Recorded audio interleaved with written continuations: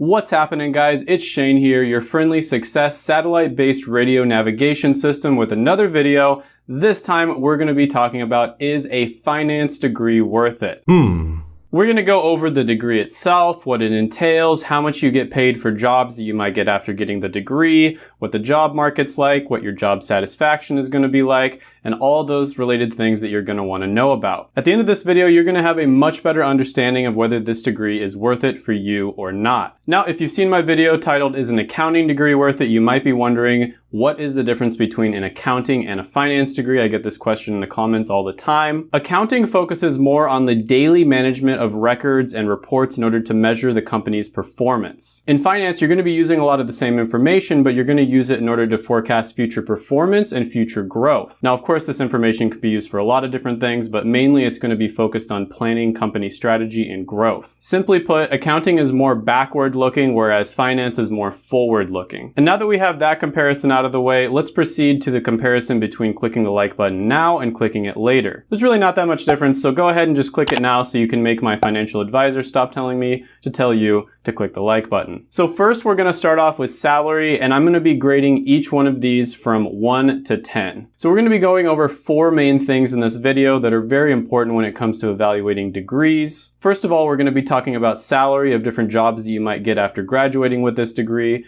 We're also going to go over the satisfaction that you might have in these different jobs. Then we're going to go on to the demand, and then lastly we're going to talk about certain X factors that might make it better or worse. So first, let's talk about salary. Now, very similar to accounting, you do have a lot of flexibility when it comes to what types of jobs and careers that you can go into after you get your degree. Now, some of the common careers that you're going to see over and over again when you do research are going to be personal financial advisor, financial manager, and then also financial analyst. Now, just overall with finance as a degree, one would expect to make around $55,000 a year in the first 5 years after graduating, and then nearly $100,000, about $98,600 a year after 10 years or more on average. But that's just in general what people who graduated with a finance degree reported. There's going to be a huge variation depending on what career that you go into. So financial analysts, for instance, are going to make $81,000 a year. There's 487,000 jobs available, and it's growing at 5%. For personal financial advisors, they're going to make $87,000 a year. There are a lot of things that aren't mentioned when it comes to these majors. A lot of the time you're going to be getting bonuses. Sometimes you might even be getting stock options. On top of this, you could work with a company, or you could start your own business where you'd make quite a bit more. Because of the commission-based structure in these careers,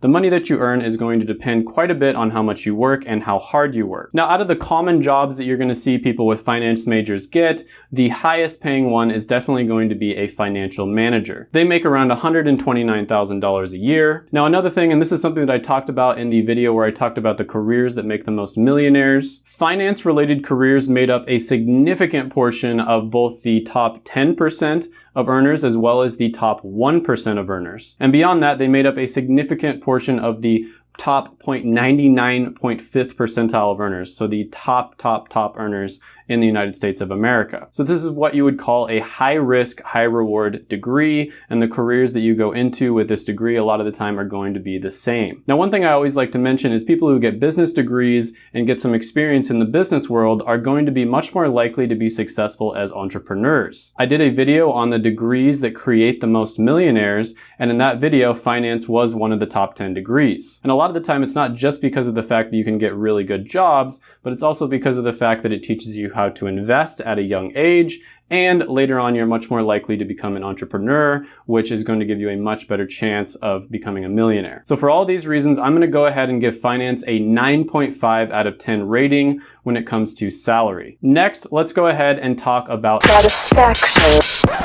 No, not that type of satisfaction. That's not what I'm talking about. With satisfaction, what I mean is the percentage of employees that are satisfied with their job, of course, and also I like to add in there the percentage of employees that think that their job has a lot of meaning, aka it gives a lot of value to the world. A high-paying career doesn't necessarily mean you're going to be satisfied with your job. It also doesn't mean you're going to have much value in your job just because of the fact that you earn a lot. Now, according to payscale.com, jobs related to finance, like personal financial advisor, financial manager, etc., are going to have an average or below average score when it comes to meaning. Personal financial planning, aka personal financial advisor, is going to have the highest meaning score when it comes to all the finance-related careers. However, However, as you can see, most of them have a score of 50% or even below 50%. Now, this is really low when you compare it to healthcare related degrees or education degrees. However, meaning isn't the end all be all. Everybody's different, and meaning and job satisfaction are going to be different for everyone out there. There are many careers out there that are extremely meaningful, for instance, medical doctors, for instance, where there's a lot of people who are absolutely miserable doing it just because they're not a good fit for the job. So that's why we don't just look at meaning, we also want to look at overall job satisfaction. Out of the 3 careers that we mentioned, a higher than average percentage of them would say that they're overall satisfied with their job. Now, this could be because of a bunch of different reasons, but one of them, for instance, would be that the high salary sometimes can compensate for the lack of meaning in someone's career. It could also mean that although the career itself doesn't have very much meaning, they enjoy doing the job. And this makes sense. I mean, if somebody paid me to play video games all day long,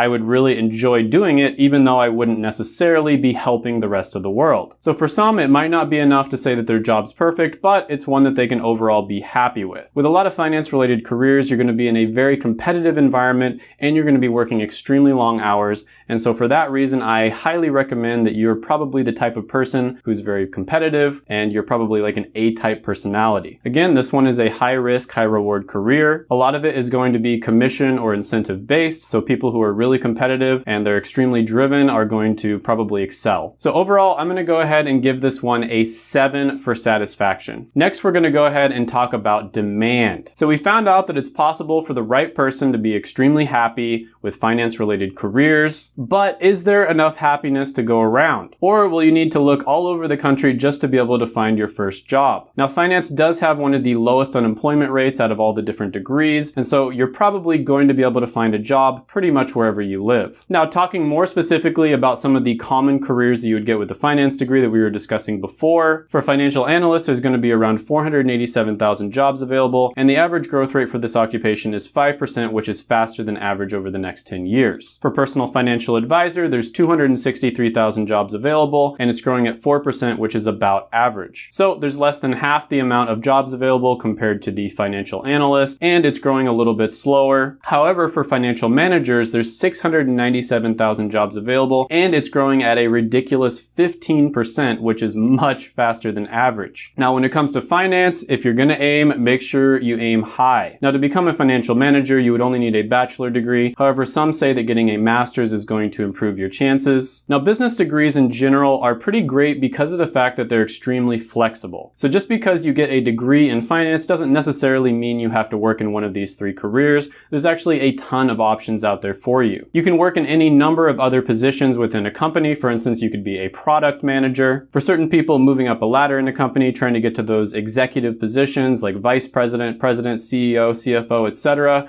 is what's going to make them happy. Now, on top of that, I've mentioned this before, but business degrees are much more likely to be successful when it comes to opening their own business later on down the line. So there's a ton of flexibility here. It really doesn't matter what industry you go into or what business you try to work for. Pretty much everyone is going to be hiring business majors, and pretty much everyone is going to be hiring people who have finance skills. So overall, it might be a little bit difficult for you to get your very first job. That's always the toughest part. Once you get your foot in the door, you get your first job, you get your first 2 years of experience. After that, it's going to be relatively smooth sailing, but I would give this one an overall score of 8 for demand. Now let's talk about X factors. Now, having a degree in finance, working in finance in general, can come with a lot of financial freedom. First of all, if you major in finance, you're very likely going to be someone who is going to be investing at a young age. Most people don't start investing until their 30s, sometimes even 40s. They don't even start thinking about retirement and thinking about saving their money and investing it instead of just spending it. So if you start investing in your 20s, you're way, way, way ahead of the curve. On top of this, you're going to be looking at financial markets all the time, and so there's a very good chance that you're going to recognize certain opportunities, and that might lead you to starting a business or just getting a job in a certain industry that you think is going to do really well. So the diversity of knowledge and expertise is one of the things that makes this degree very interesting. You see all these different investing and finance related channels popping up on YouTube,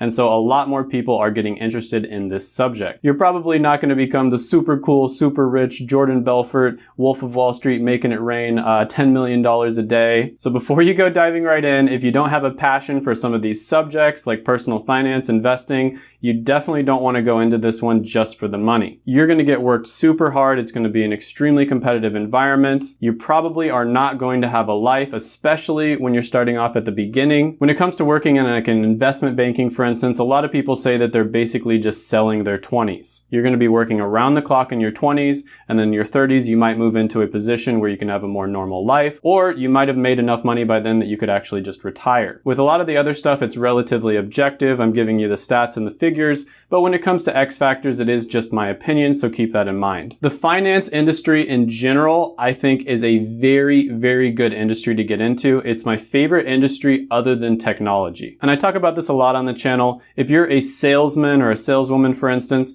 you don't want to work in a dying industry. If you're in sales, you want to work in technology, finance, you want to be selling maybe life insurance, something along those lines, because there's just so much more opportunity in industries that are booming. If you go into a dying industry, just about everything is going to be worse. Your salary is going to be lower. You're going to be worked really hard and you're not going to be properly compensated for it. Your job satisfaction is also going to be very low just because of the fact that the company is constantly going to be trying to find ways to cut money. So overall, going into the finance industry is fantastic. So that's going to factor into this score a little bit. Another thing I always like to think about is whether something is future-proof or not. So everybody knows AI is coming, automation is coming, streamlining of processes in general that are getting rid of jobs left and right is coming. You really want to think about what degrees, what skills, what careers are going to be future-proof when this inevitably happens. Now, business-related degrees, in my opinion, are one of the most future-proof degrees. The reason for this is because it really doesn't matter how many individual jobs get automated,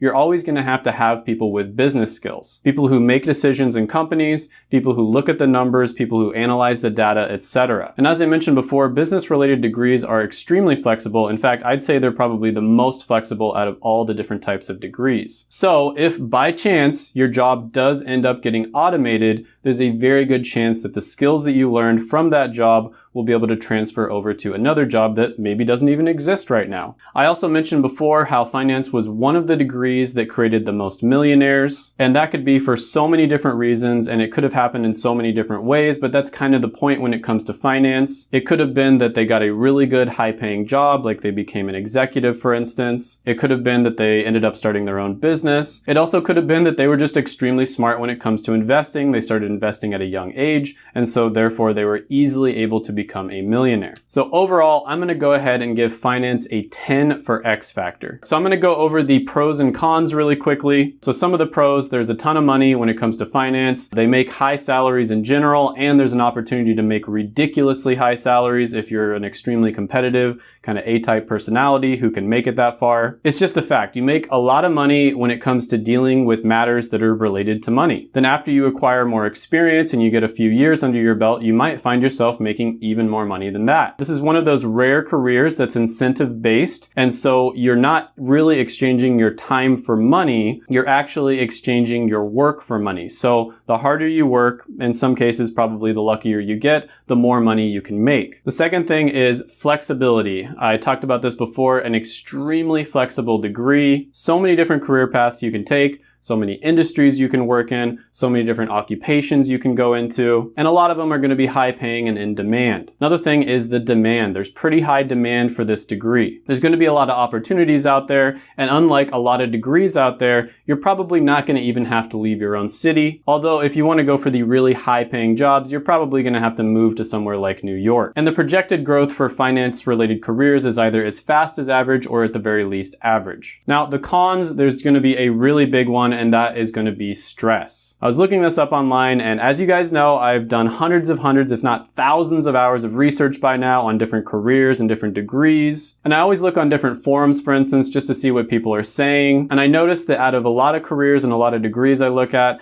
this is one of the more stressful ones. A lot of the time you're going to be working like 80 hours a week. You're not going to have a life, especially if you're going for the really high paying jobs. So if you're someone who wants more of a work-life balance, which is totally okay. I'm somebody who likes having a work-life balance, for instance. I would much rather have that then make like twice as much. If you're in that category, finance might not be the best degree for you, although there are some careers out there in finance that aren't as heavy when it comes to the workload. Another con here is there's going to be years of continuing education depending on what career you go into. So for instance, if you're going for a CFA, this is a really difficult exam that a lot of people have to go into if they're financial analysts. People are going to dedicate hundreds and hundreds of hours in order to pass this exam. It's extremely difficult. Then once you pass the exams, guess what? There's going to be a lot more continuing education and a lot more things that you have to learn. The learning is never going to end. The market is always going to be changing continuously, and so you are going to have to change with the market itself. You're going to have to be very adaptable and willing to learn new skills. Now this might be positive for some and negative for others. Definitely a negative for me. That's why I put it in the negative column, right?